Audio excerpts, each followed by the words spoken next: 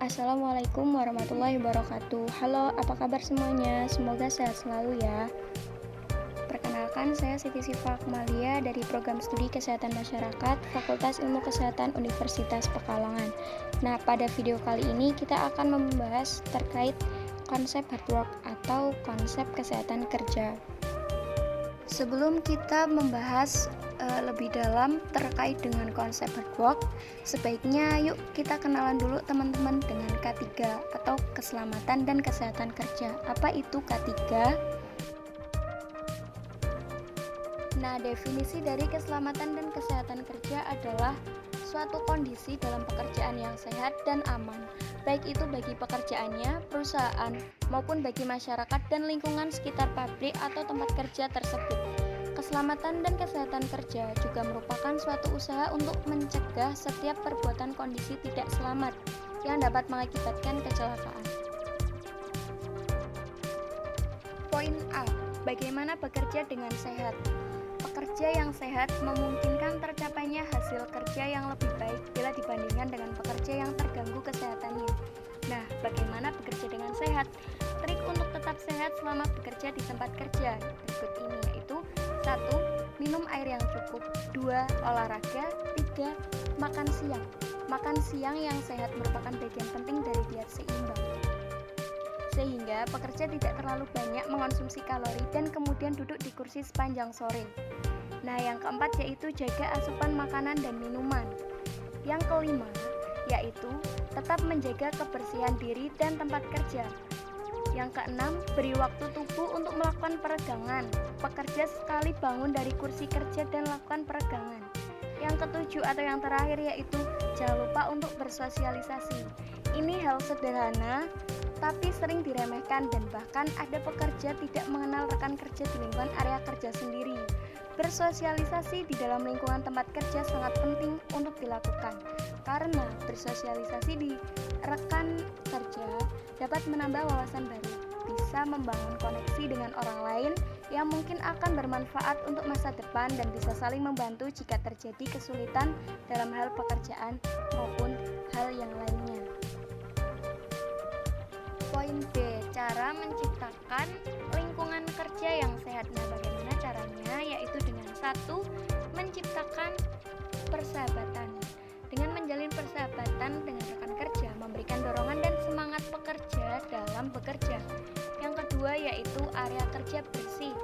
Bekerja di tempat yang segala sesuatunya tersusun rapi dan bersih, membuat pekerja nyaman dan betah di kantor. Sebaliknya, bekerja di tempat yang berantakan akan mempengaruhi produktivitas bekerja.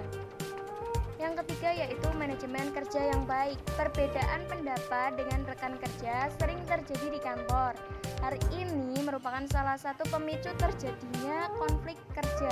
Namun bila manajemen kerja berjalan dengan baik, maka konflik tersebut dapat dikendalikan.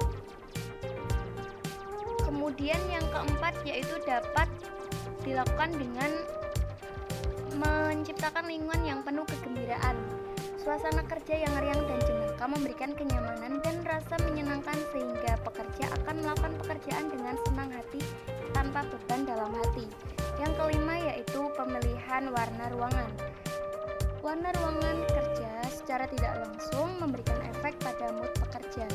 Pekerja dapat memberikan hiasan atau pernak-pernik di kantor yang dapat memperindah ruangan.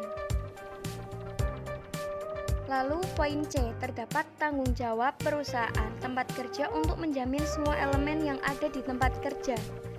Tanggung jawab perusahaan adalah suatu konsep atau tindakan yang dilakukan oleh perusahaan sebagai rasa tanggung jawab perusahaan terhadap sosial maupun lingkungan sekitar di mana perusahaan itu berada.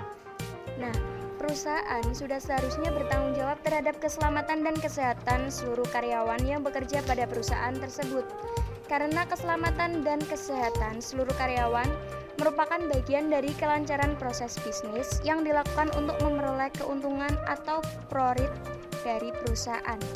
Sesuatu yang dilakukan didasari tanggung jawab akan memberikan hasil yang lebih optimal dibanding melakukan sesuatu yang didasari karena keharusan atau mengikuti keinginan orang lain.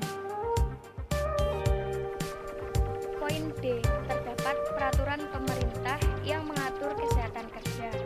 Yang pertama yaitu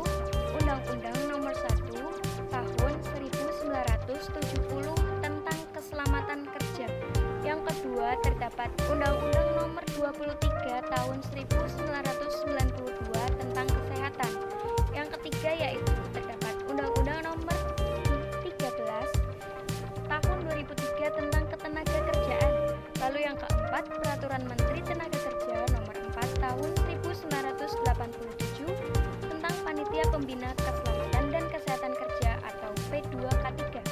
Yang kelima yaitu Peraturan Menteri Tenaga Kerja Nomor 5 Tahun 1996 tentang Sistem Manajemen Keselamatan Kesehatan Kerja atau SMK3. Nah, yang keenam Peraturan Menteri Tenaga Kerja Nomor 2 Tahun 1992 tentang Ahli K3. Nah, pada poin E atau poin yang terakhir di sini terdapat hak dan kewajiban bagi pekerja dalam konteks kesehatan kerja. Yang pertama yaitu memberikan keterangan yang benar bila diminta oleh pegawai, pengawas atau ahli keselamatan kerja. Yang kedua yaitu memakai alat-alat perlindungan diri yang diwajibkan. Yang ketiga, memenuhi dan menaati semua syarat-syarat keselamatan dan kesehatan yang diwajibkan. Yang keempat, memberikan pada pengurus agar dilaksanakan semua syarat keselamatan dan kesehatan yang diwajibkan. Lalu yang kelima, terdapat menyatakan keberatan kerja pada pekerjaan di mana syarat keselamatan dan kesehatan kerja serta alat-alat perlindungan diri yang diwajibkan dilakukan olehnya kecuali dalam hal-hal khusus yang ditentukan lain oleh pegawai pengawas dalam batas-batas yang masih dapat dipertanggungjawabkan. Alhamdulillah, sampai juga pada slide yang terakhir. Dari saya, sekian terima kasih. Semoga bermanfaat. Ketemu lagi pada video yang selanjutnya. Wassalamualaikum warahmatullahi wabarakatuh.